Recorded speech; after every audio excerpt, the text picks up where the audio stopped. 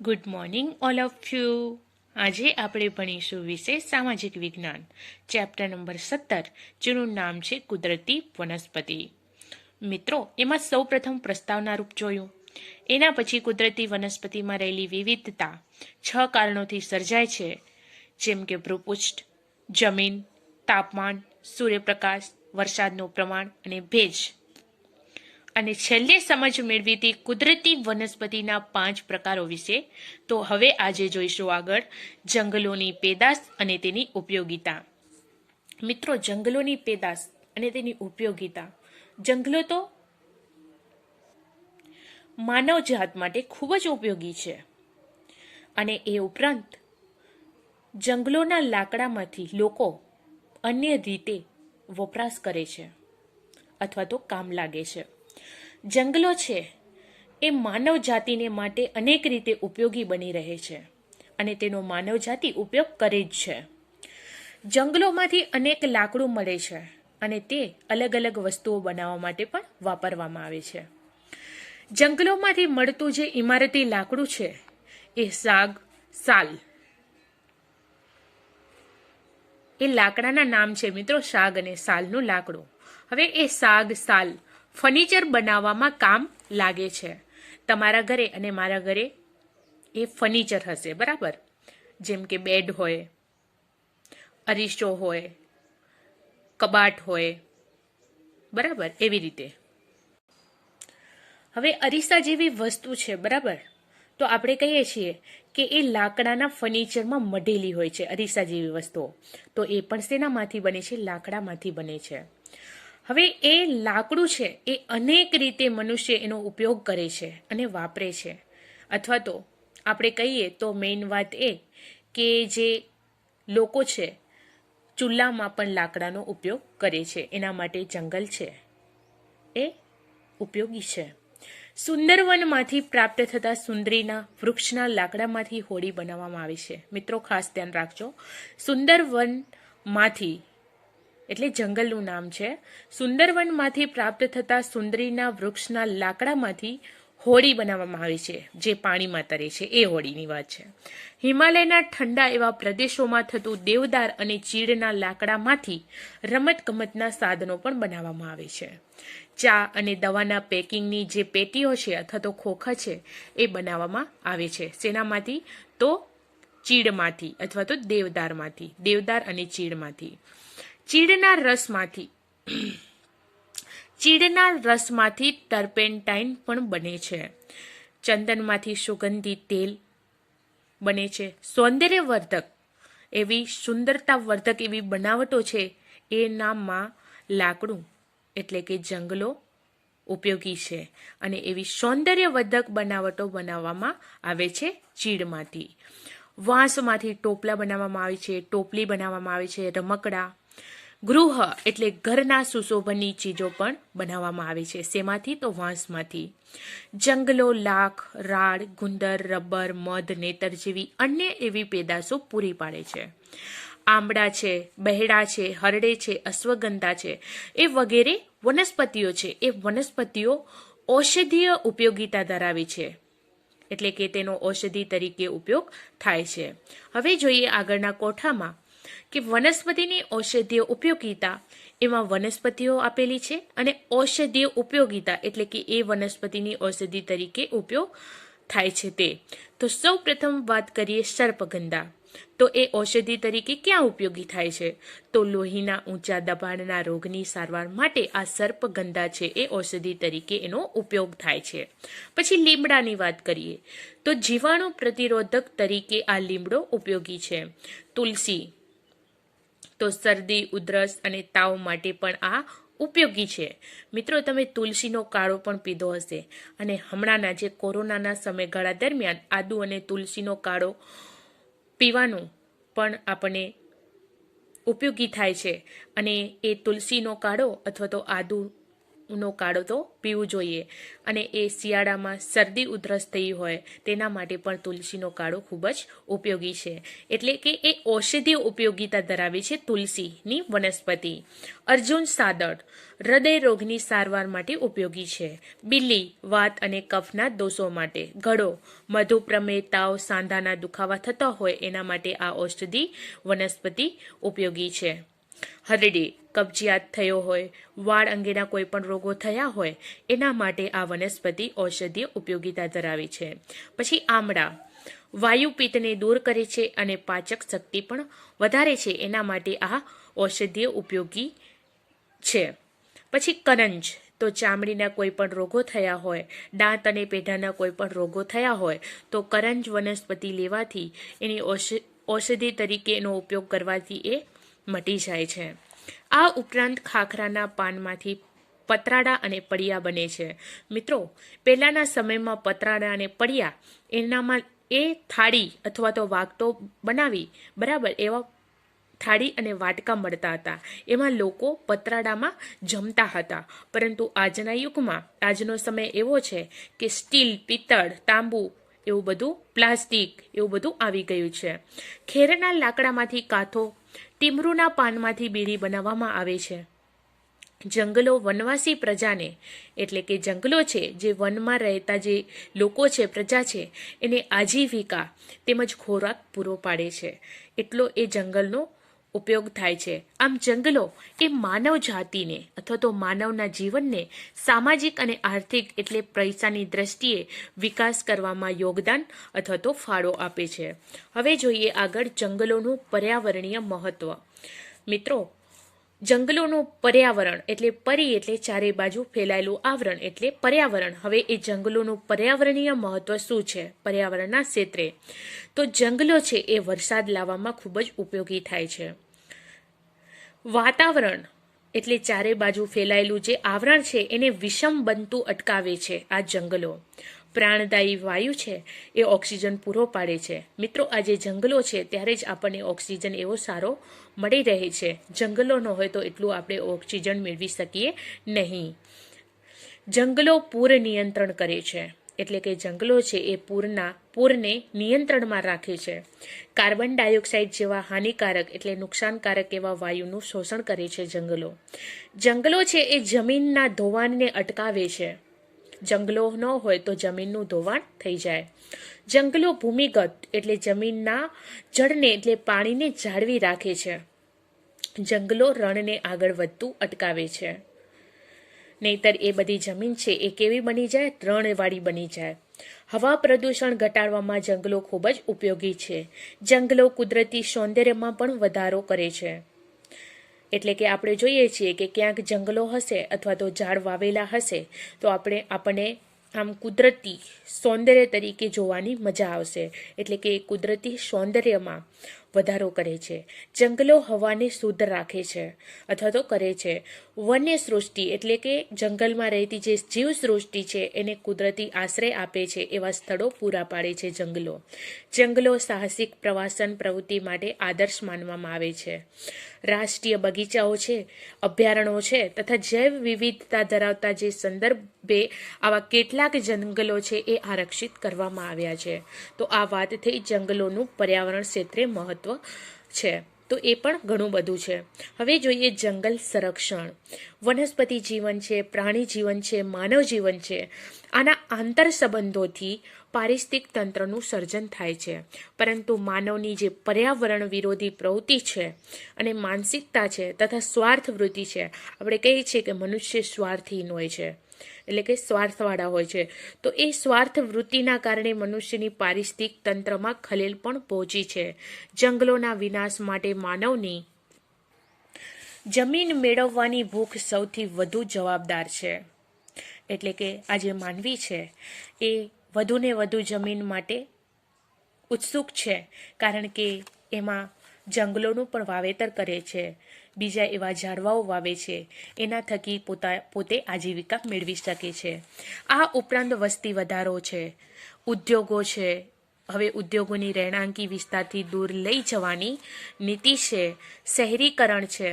મિત્રો, જ્યાં આપણે જોશું કે શહેરો હોય છે ત્યાં વધારે ને વધારે મિલો હોય છે, વાહનોના ધુમાડા હોય છે, કચરો જેમ તેમ ફેંકવામાં આવે છે.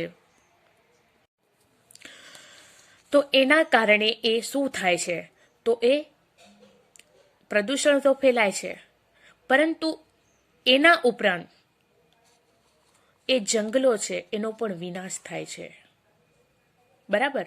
આપણે કહીએ છીએ કે શહેરોમાં આમ તો વધુ ને વધુ પ્રદૂષણ તો હોય છે, બરાબર, પરંતુ એ શું કરે છે, તો જેમ જેમ શહેરોમાં એમના આવાસની એટલે કે ઘરની સુવિધા કરે છે લોકો, ત્યારે જંગલોને કાપી નાખે છે, અને જંગલો કાપીને એ જે જમીન અથવા તો જગ્યા હોય છે ત્યાં શું કરે છે, તો પોતાના મકાન અથવા તો આવાસ બાંધે છે. એના માટે આપણે કહીએ છીએ કે જેમ જેમ શહેરીકરણ વધતું જાય છે તેમ તેમ જંગલોનો વધુ ને વધુ વિનાશ થતું જાય છે. પછી બહુહેતુક યોજના છે, સડકોનું નિર્માણ કાર્ય છે, કારણ કે સડકો વધારે ને વધારે મોટા થતા જાય છે. આથી આજુબાજુના ક્ષેત્રે જે વૃક્ષો હોય છે અથવા તો જંગલો હોય છે તો તે શું કરે છે, કાઢી નાખે છે અથવા તો કાપી નાખે છે, તેનો નાશ કરી નાખે છે, અને પછી એના ઉપર સડકોનું નિર્માણ કાર્ય કરે છે. આથી એ જંગલોનો વિનાશ થાય છે. ઇમારતી અને બળતણ લાકડું મેળવવા ઝૂમ ખેતી. હવે એ શું કરે છે, તો કોઈ પણ ઇમારતો બનાવે છે, મેં હમણાં જ વાત કરી, મકાનો બનાવે છે, અથવા તો બળતણ માટે એ લાકડું મેળવી લે છે. આથી શું કરે છે, જંગલોને કાપી નાખે છે. હવે એ જંગલો કપાઈ જાય છે ત્યારે લોકો એ જે જંગલો હોય છે એ જે જમીન છે અહીંયા લોકો ઝૂમ ખેતી પણ કરે છે. દાવાનળ વગેરે કારણોથી આ જંગલોનો ખૂબ જ વિનાશ થઈ રહ્યો છે. જંગલોનો વિનાશ થવાથી પર્યાવરણની સમતુલા પણ ખોરવાઈ ગઈ છે. જંગલોનો વિનાશ થવાથી પર્યાવરણને ઘણી બધી એવી વિપરીત અસરો ઊભી થઈ છે, જેમાં વરસાદનું પ્રમાણ પણ ઘટી ગયું છે, દુષ્કાળ જેવી પરિસ્થિતિ પણ સર્જાય છે, ગ્લોબલ વોર્મિંગ એટલે કે વૈશ્વિક તાપ વૃદ્ધિ થાય છે, એટલે તાપમાં વૃદ્ધિની સંભાવના રહે છે અથવા તો વૈશ્વિક ક્ષેત્રે તાપ વધી જાય છે. ગ્રીન હાઉસ ઇફેક્ટ એટલે તે હરિતગૃહ પ્રભાવ. રણીકરણ, વન્યજીવો નિરાશ્રિત થવા વગેરે.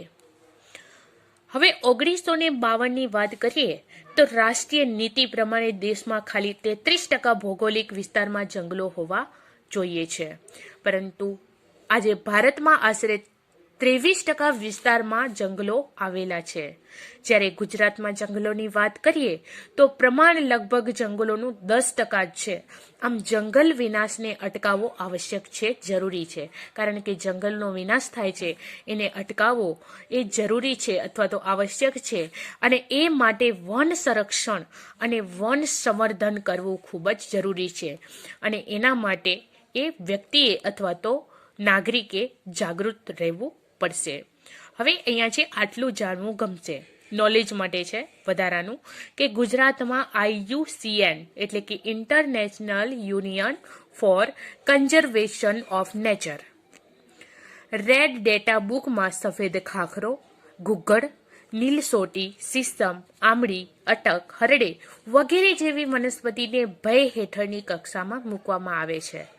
હવે આટલી બધી વનસ્પતિ છે, એ વનસ્પતિના કદી નામ પણ તમે સાંભળ્યા નહીં હોય, પરંતુ અહીંયા વાત છે ખાખરોની, ઘુગડની, નીલસોટી, સીસમ, આમળી, અટક, હરડે એ બધી વનસ્પતિની અહીંયા વાત છે. એ બધી વનસ્પતિને ભય હેઠળની કક્ષામાં મૂકવામાં આવી છે. હવે જોઈએ આગળ જંગલોના જતન માટેના ઉપાયો, એટલે કે આપણે કહીએ કે એનું રક્ષણ, જતન એટલે એનું રક્ષણ, એના માટે કયા કયા ઉપાયો હાથ ધરવા જોઈએ. તો જંગલોનું જતન અને સંવર્ધન કરવાના હેતુથી ભારત સરકારે 1952માં રાષ્ટ્રીય વન નીતિ અમલમાં મૂકી. મિત્રો ખાસ ધ્યાન જોજો કે જંગલોનું જતન, રક્ષણ અને સંવર્ધન કરવાના હેતુથી ભારત સરકારે 1952માં રાષ્ટ્રીય વન નીતિ અમલમાં મૂકી. 1980માં સંસદે વન સંરક્ષણ અધિનિયમ પસાર કર્યો, અને 1988ની વાત કરીએ તો એમાં નવી રાષ્ટ્રીય વન નીતિ જાહેર કરી સરકારે. જંગલોના જતન માટે નીચે મુજબના ઉપાયો હાથ ધરવા જોઈએ. સૌપ્રથમ વાત કરીએ પહેલું, તો જંગલો એ આપણું રાષ્ટ્રીય સંસાધન છે.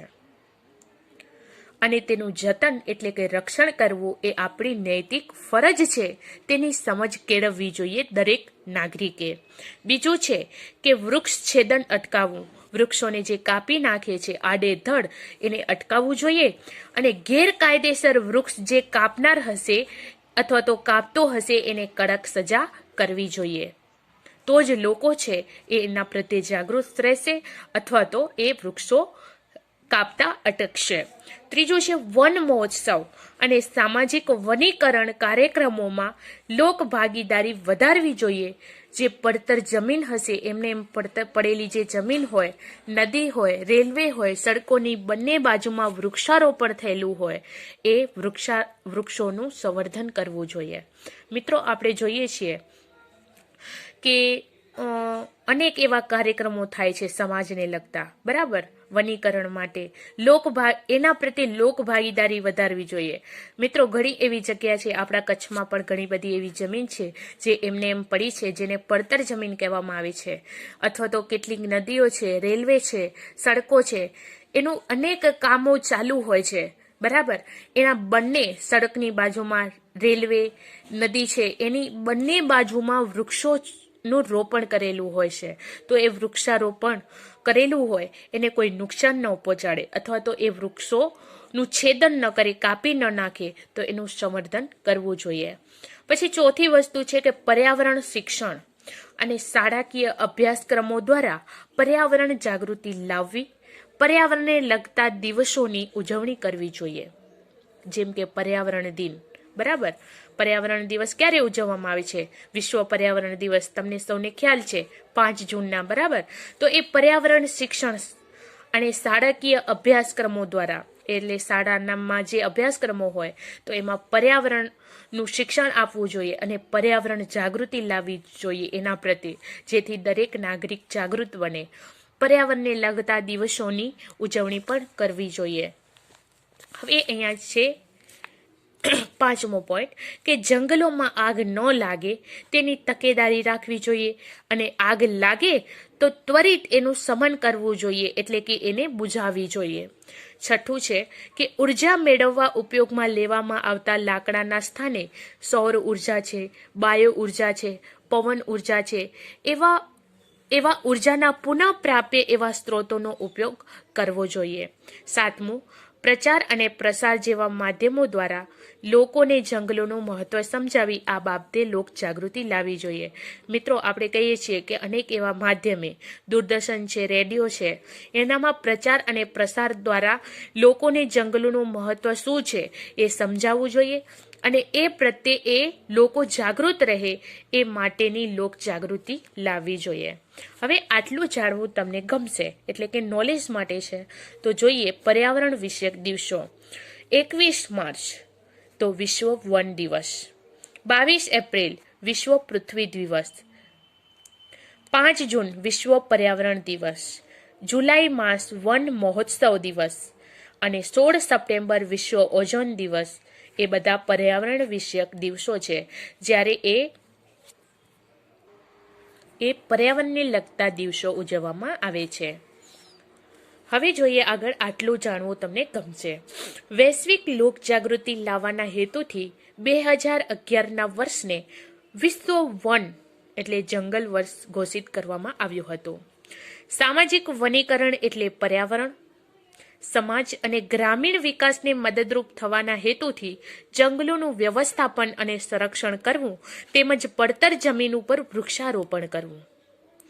પડતર જમીન હોય ત્યાં લોકો ખેતી કરે, પરંતુ એને શું કરવું જોઈએ? ટાળવું જોઈએ. પરંતુ પડતર જમીન હોય એના ઉપર ખેતી નહીં, પરંતુ વૃક્ષારોપણ કરવું જોઈએ.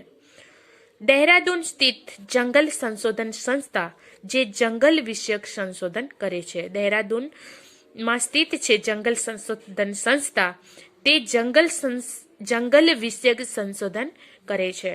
તમને કદાચ એ ખ્યાલ નહીં હોય કે ત્યાં એ જંગલ સંશોધન સંસ્થા છે જે શું કરે છે કામ, તો એ દહેરાદૂન સ્થિત છે, દહેરાદૂનમાં આવેલી છે, જે જંગલ વિષયક સંશોધન કરે છે. તો હવે અહીંયા આ પાઠ પૂરું કરીએ છીએ. Thank you.